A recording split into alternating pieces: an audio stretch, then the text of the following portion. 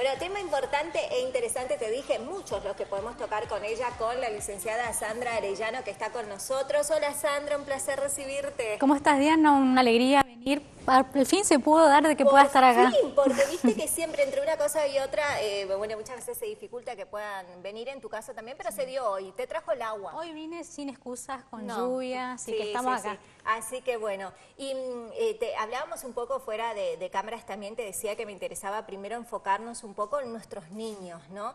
Y esta, de por sí, la tecnología que es tan positiva en muchas cosas, pero que en otras vemos que tiene una influencia que muchas veces hasta escapa de lo que nosotros podemos llegar a pensar, ¿no? Como padres. Muchas veces se piensa, yo siempre digo que el dispositivo es como un juguete, ¿sí? Es como que yo le doy el teléfono a un niño y es como, bueno, o sobre todo van creciendo y muchas veces me dicen muchos adultos, bueno, no sabes cómo maneja el teléfono, mejor que yo. Y hay algo que yo siempre resalto, que alguien sepa utilizar un dispositivo no quiere decir que sepa cómo cuidarse. Y es responsabilidad nuestra como adultos, independientemente si uno tiene hijos o no. ¿Por qué te digo esto? Porque hay muchos docentes que me han dicho en las capacitaciones por ahí que no tienen hijos y es porque los chicos tienen que estar informados. No solo los chicos, los adultos, desde docentes, padres, tutores, todos tenemos o conocemos a algún niño o adolescente. Entonces la información que nosotros vamos adquiriendo puede servir para cualquier niño o adolescente. Por eso yo siempre le decía al docente, capaz que usted no tiene hijos, pero usted trabaja con niños, trabaja con adolescentes, seguramente conocerá a alguien. Y hay que tener en cuenta que muchas veces los chicos buscan referencias. Y esa referencia puede ser un docente, uno como tío, tía, como padrino, como madrina. Hay que tener en cuenta como abuelo, entonces por ahí no es necesariamente que uno tenga que saber la información de manera técnica. Esa información que quizás ahora vamos a dar nosotros le puede servir a una persona y puede ser replicador desde el lugar que le toque. Desde su casa, desde la escuela, desde el charlar con padres. Con una vecina, en algún lugarcito que te encontrás con Entonces, alguien. esa es mi función principalmente. Yo siempre digo que a mí me gusta que la abuela en su casa me entienda, que el niño en su casa me entienda. Habitualmente yo trato de no enfocarme a profesionales, trato de llegar a la gente habitual, digamos. Exactamente. Y en ese sentido, bueno, por estos días estamos escuchando muchos casos, más allá del bullying, del grooming que se da en las redes, ¿no? Y de hecho también en las últimas horas tuvimos el caso también de una adolescente lastimosamente con un final feo, fatal, pero en donde también volvió a aparecer esta posibilidad de un vínculo a través de redes con personas desconocidas que hasta hayan ejercido cierta influencia, ¿no? En lo que después terminó decidiendo, ¿no? ¿Y qué hacemos, qué podemos hacer nosotros o qué es lo que tenemos que saber al respecto? Bien, en primera instancia tener en cuenta lo que te dije al principio, que un dispositivo no es un juguete.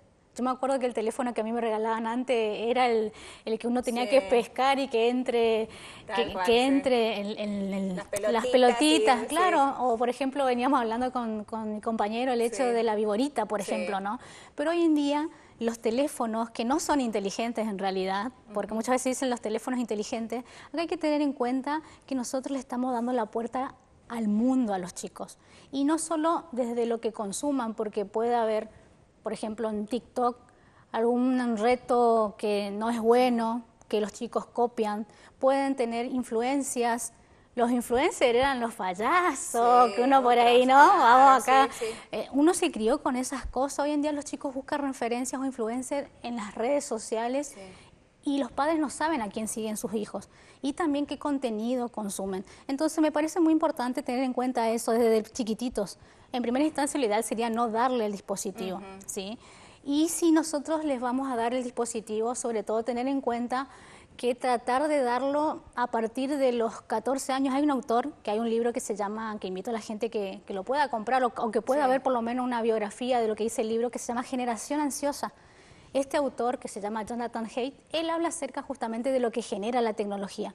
Y él aconseja justamente que el dispositivo pueda ser tenido su propio dispositivo a partir de los 14 y redes sociales a partir de los 16. Mirá. Por todo lo que genera el teléfono y la tecnología, valga la redundancia, en los chicos. Desde ansiedad, desde depresión, desde también todo lo que tenga que ver con actitudes autolesivas, muchas veces por seguir algún reto, ¿sí? Por ser parte de un grupo. Entonces, estas cuestiones el adulto tiene que saber. La tecnología no es mala. El tema es lo negativo que tiene la tecnología, y si nosotros como adultos no estamos informados, puede ocurrir un montón de situaciones, como vos comentaste lo de la chica, que va a haber muchos factores que conllevan a que se haya hecho, en este caso, esta situación de que hay que obviamente investigar si efectivamente alguien la indujo o lo que fuese. Y como vos dijiste, otros delitos también, como por ejemplo el grooming, también muchas veces contactarle a los chicos a través del Instagram, de las redes sociales, para, por ejemplo, cometer otro delito como la trata de personas, como también lo que tiene que ver lamentablemente con el abuso y el material de abuso sexual. Entonces hay que tener mucho cuidado porque los chicos por ahí no están hablando con otra persona de su misma edad. Hay una persona adulta que se crea un perfil con una identidad falsa, que contacta a un niño adolescente a través de una red social, puede ser a través de WhatsApp, puede ser a través de alguna mensajería instantánea, y eso es el grooming. Entonces, por ahí, obviamente que los chicos, si saben que está un adulto del otro lado, es muy probable que exactamente no le va a aceptar. Entonces, tener en cuenta eso, y hay muchos chicos que se desinhiben en el entorno digital.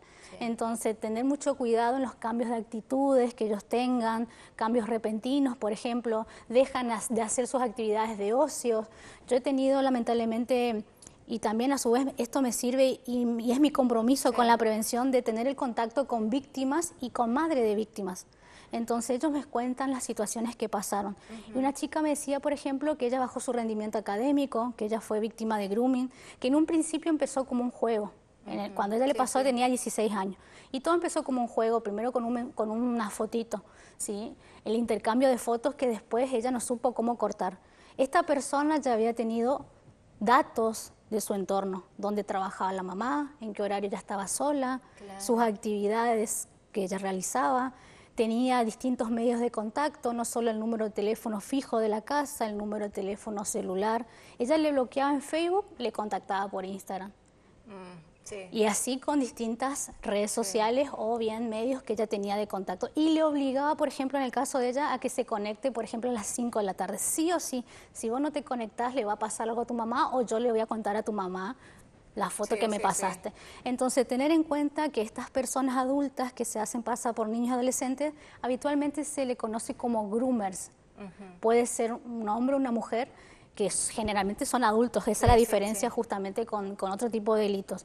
Y me parece muy importante esto que te estoy comentando, el tema del cambio de comportamiento. Se va a notar mucho, sobre todo en una persona que es sociable. La chica, por ejemplo, me contaba que ella se aisló del todo, de sus amigos, de su actividad. Era una chica que hacía deporte y muy activa en el mundo físico. Y un amigo se dio cuenta que a ella le estaba pasando algo, porque dejó de hacer sus actividades, no se conectaba tanto a las redes sociales. Y bueno, este amigo se acercó, le escribía, primero ella decía que no le pasaba nada, hasta que un día le sentó y le dijo, que a vos te está pasando algo, contame, no importa qué es. Y bueno, ahí ella se animó a contarle, pero para eso pasaron mucho tiempo. Entonces hay que tener mucho cuidado, porque cuando esa angustia se prolonga con el tiempo, los chicos, cuando son chicos, son adolescentes sobre todo, no tienen las herramientas emocionales para sobrellevar una situación que, por supuesto, que si alguien le dice, le va a pasar algo a tu mamá o a tu papá o a tus hermanos. O voy a mostrar esto. Y que, exactamente, muchas veces se meten con la familia porque saben que ellos no quieren que le pase algo a la mamá o que le hagan algo a la mamá. Y bueno, sumarle lo que vos decís, el hecho de la exposición y de la vergüenza que puede llegar a pasar si se viraliza algo. Entonces, en primera instancia yo siempre digo, poder generar, y eso también hay que hacerlo de chico, porque generar esa confianza con el niño, con el adolescente. Por ahí hoy en día la adolescencia está bastante complicada a comparación de nuestra adolescencia. Iba a decir, porque bueno, a mí me pasa, tengo una hija que está por cumplir 15 años y muchas veces me cuesta muchísimo el tema de la comunicación, porque lógicamente hay como una barrera que uno tiene que tratar de obviamente de traspasar. ¿Y qué hacemos, por ejemplo, qué hacemos como padres nosotros cuando, bueno, tienen su Instagram, tienen sus redes. Está bien que nosotros también tengamos acceso, que hasta, viste, los límites. Sí. A mí me pasa muchas veces que yo entro y a ver quién la comenzó a seguir, pero también sentís esto de su privacidad y demás. Pero ¿qué recomendás vos o qué herramientas tenemos los padres? Bien, como te dije, para mí en primera instancia sí o sí los valores y las recomendaciones de chiquitito, porque por ahí de grande cuesta más si ya no se inculcó desde chico. En primera instancia y sobre todo del teléfono, que ellos sepan desde que uno le da el teléfono, que sepan que hoy en día el teléfono es la puerta al mundo y que así como le dan el dispositivo, sepan que ellos tienen que saber no solo cómo cuidarse, sino también respetar al otro. Claro. Porque si no, no habría tantos casos de ciberbullying. Sí, sí. Entonces acá me parece muy importante la responsabilidad del adulto que le dé herramientas al adolescente a medida que va creciendo y que ellos sepan cómo cuidarse en el entorno digital, no compartiendo información personal, por ejemplo. Empezar a dudar un poco cuando alguien te empieza a pedir muchos datos, estás solo, qué actividades haces, qué te gusta. Tener en cuenta cuando alguien empieza a indagar mucho, hay que dudar. Además, viste que hoy, bueno, nos pasa a todos nosotros mismos, que vos das toda la información de tu vida en las redes, desde dónde vivís, tu poder adquisitivo, con quiénes te juntás. Y dijiste algo muy importante también que no quiero dejar pasar, que también es para otro momento, que muchas veces son los adultos quienes ponen mucha información de los chicos en internet y las escuelas también, porque muchas veces hay fotos de los chicos, el uniforme, a qué año va, qué edad tiene. Entonces, tener en cuenta eso también me parece muy importante. Yo no le puedo decir al chico, al adolescente, no subas fotos, cuídate en internet, y es uno el que está subiendo fotos de ellos. Me parece que también hay que mostrar con el ejemplo. Y lo que vos decías en cuanto a entrar a las cuentas, existen hoy en día los controles parentales. Los chicos tienen que entender que hay un límite, que el teléfono, ¿quién paga? Claro. No importa la edad que tengan. Ellos a partir de los 18 en adelante ya es responsabilidad de ellos. Pero es el límite que debe poner el adulto como padre o madre. Me parece muy importante, o tutor a cargo. Me parece muy importante que ellos entiendan que uno le está protegiendo, que entiendan de los riesgos que existen y ante cualquier eventualidad o problema que ellos tengan, que sean nosotros quienes acuden. No importa si meten la pata, a veces utilizo ese término, que ellos sepan que no tienen que caer en ningún tipo de chantaje. Si alguien todo tiene solución. Todo tiene solución, ¿sí? Más de enojarnos, también tienen que entender. Eso me parece muy importante, y fomentar la comunicación. Eso me parece muy importante ante cualquier problema que ellos tengan. Muchas veces ocurre que uno está todo el tiempo conectado en las redes sociales o con los ojos puestos en la pantalla, como yo digo, y los chicos se sienten solos. Muchas veces podemos estar sentados, pero ellos no sienten que vos estás, digamos. Entonces, me parece muy importante generar como espacios para poder compartir, generar espacios sin el dispositivo, poder charlar, saber cómo te fue, que ellos se sientan escuchados.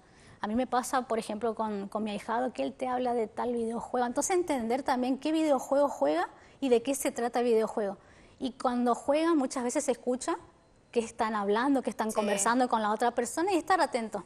No dejarle solo que se vaya a la habitación a encerrarse. Involucrarnos también. Exactamente, porque a veces uno cree que, ay no, mi hijo, mi hija está ahí en la pieza.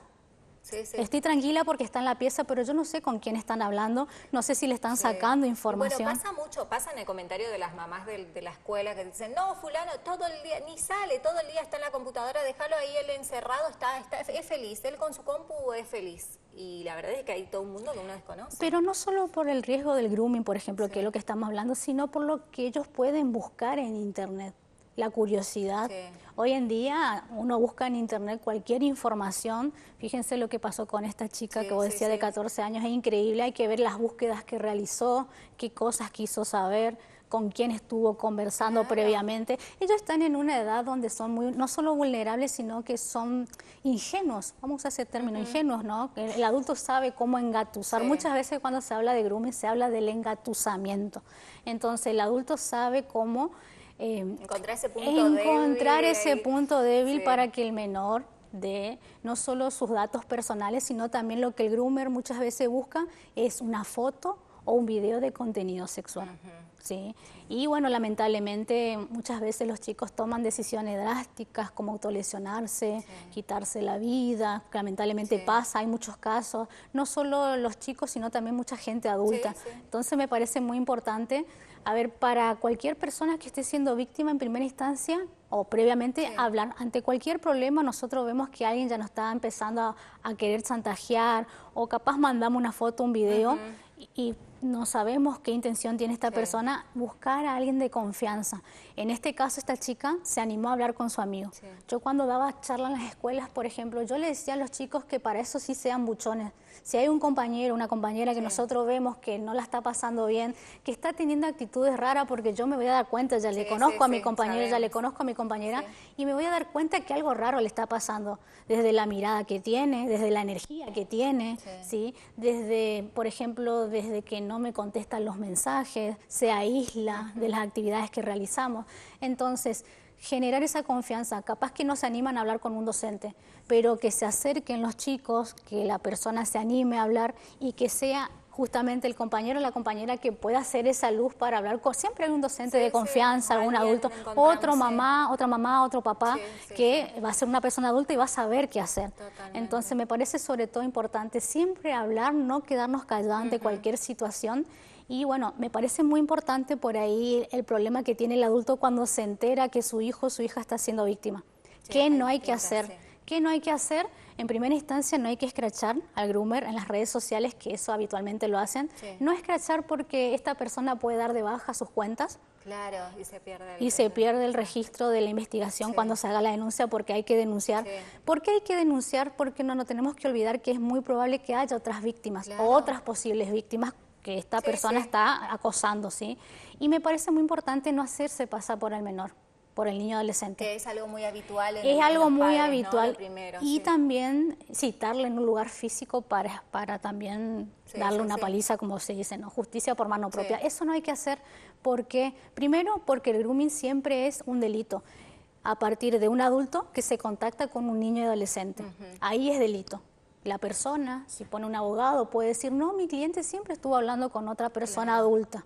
Entonces hay que tener mucho cuidado con esas cuestiones. Y también, por supuesto, tener en cuenta que si uno lesiona a otra persona físicamente, le pueden llegar a denunciar por esas lesiones. Va a tener ese problema.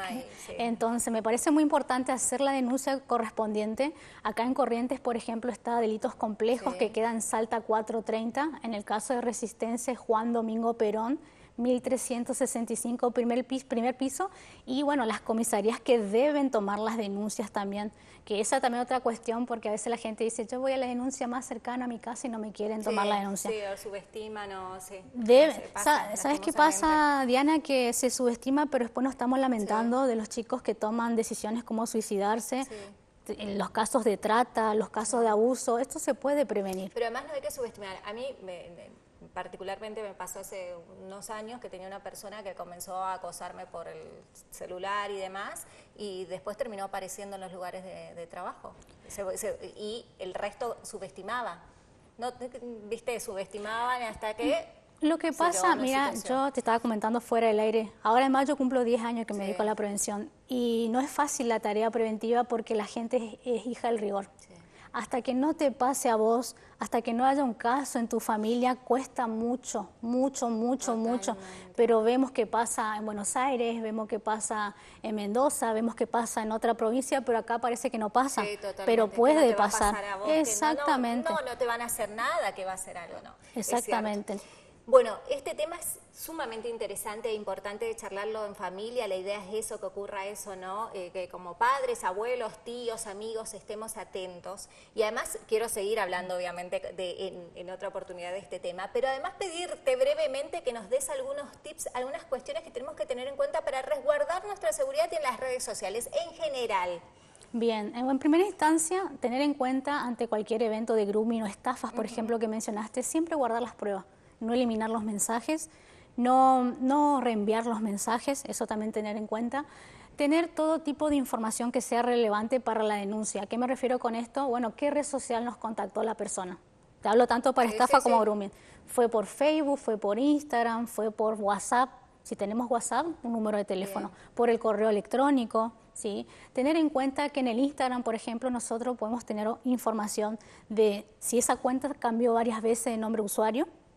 Podemos saber de dónde, si es de Argentina, si es de otro país. También podemos llegar a saber la información, cuándo se creó esa cuenta, es información importante, y anotar el nombre de usuario. Sí, eso me parece muy, pero muy importante. Y bueno, como siempre menciono, el hecho de hacer la denuncia, porque eso es muy importante. No se puede investigar si no hay una denuncia. Y ante todo, siempre comunicar, si en el caso de estafas, cualquier tipo de estafa, tener en cuenta que no hay que ceder ante un chantaje, porque hay estafas también de extorsión. Tener en cuenta que nunca hay que enviar dinero, siempre corroborar, si alguien familiar me está solicitando supuestamente dinero, corroborar de otra manera si es esa la persona que me está solicitando. Si llegamos a ser víctimas de algún hackeo, avisar a nuestros contactos y pedir que ellos ayuden también a replicar esa información. Y también tener en cuenta de no enviar ningún código, no entrar en el link que nosotros nos conocemos, no descargar aplicaciones que no sabemos para qué se utilizan. Lamentablemente los estafadores están utilizando mucho para ingresar a los dispositivos de las personas y utilizarlos como si fuese que es uno el que está utilizando. No enviar códigos, como te mencioné, y también tener en cuenta de no compartir pantalla. Hoy en día WhatsApp, por ejemplo, te permite compartir pantalla. Y no seguir instrucciones que alguien nos dé del otro lado del teléfono. Por más que se haga pasar por algún soporte técnico, por alguien del banco. Te diría que me gustaría que pienses rapidito y que me digas, ¿qué días de la semana pensás que es donde más se producen estafas? ¿Entre semana? En realidad puede ser cualquier día, pero si te pones a pensar viernes, sábado, domingo y feriados, porque habitualmente los estafadores hacen esto porque justamente como es semana larga, vos no te podés quejar al banco, no podés ir de manera presencial. Y así otras entidades, entonces es muy probable, eso también tener en cuenta, ¿qué día? A ver, ¿qué día es hoy? Ah, es sábado, es probable que sea una estafa. ¿Qué hora es? Si a la madrugada un correo que te llega, por ejemplo, ahí también dudar. Entonces también ver el dominio del correo que nos llegue. Si nos dice cliquear acá o si no se te va a cerrar sesión, no importa que se cierre, entro de vuelta, total yo sé anotar, es otro tema, las contraseñas. Y activar la verificación de 2 pasos para tener protegidas todas nuestras cuentas para poder recuperarlas también y que nadie pueda acceder. Eso me parece muy importante. Bueno, mucho más para hablar, así que está la promesa de que volvés, Voy obviamente, que vas a volver, obviamente. Mira, te esperamos con pasta frola, con todo. Y además, bueno, la gente puede seguirte en el Instagram con los ojos puestos en la pantalla. Así, todo junto, ahí está tu Instagram, mira, con los ojos puestos en la pantalla. Ahí la seguís a Sandra y siempre te da consejos y demás, así que estás ahí a disposición, ¿no? Así es, con los ojos puestos en la pantalla. Actualmente está en modo privado porque me ha llegado mensajes de también distintos tipos de mensajes, de intentos de estafa, de gente. Entonces, cada tanto voy colocando privado y después voy colocando público, pero me parece muy importante que la gente esté informada y que también esté atenta porque este año se vienen muchas charlas, muchas actividades también. Ahí está. Y además vamos a escuchar la radio. Por supuesto. ¿De quién? ¿De un amigo? Tengo sí acá. Decimos entonces, ¿cómo se llama el programa? Semilla del Litoral, estamos los sábados con Tony Vera. Bien. En la 91.5 Radio Actividad, todos los sábados de 4 a 18 horas. ¿Estoy diciendo bien? O sea que en este momento están al aire por la magia del éter, ¿no? Es así. Así que gracias, Tony, también. Gracias. Un placer, Sandra. A ustedes y buena disposición para lo que necesiten y esta pequeña información que pueda ser replicada y sobre todo que se aplique. Así es, gracias por tu visita, un placer.